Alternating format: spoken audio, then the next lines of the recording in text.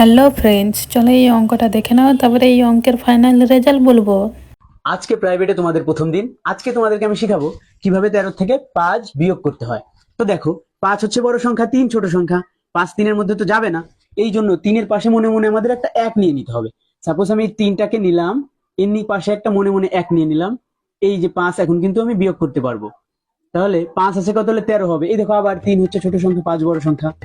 তাহলে তোমার এই 3-এর পাশে মনে মনে একটা 1 নিয়ে নিতে হবে, সেটা থেকে আমরা 5 বিয়োগ করবো। তো দেখো, 5 আছে কত হলে 3, 3 ছোট সংখ্যা, এই জন্য 3-এর পাশে আমার একটা 1 নিয়ে নিতে হবে। এর থেকে আমি 5 বিয়োগ করব।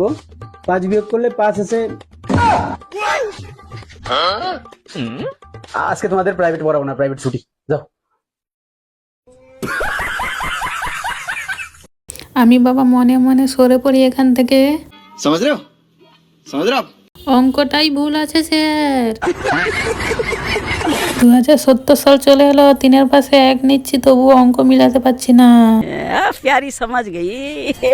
এমন একটা টিচার থাকলে A+ কনফার্ম। আমাদের পিসির বই পড়ে শিক্ষিত হয়েছে। আমিও কি এবার গালটা মনে মনে দেব? अरे कौन भौंक रहा है ये बदतमीज।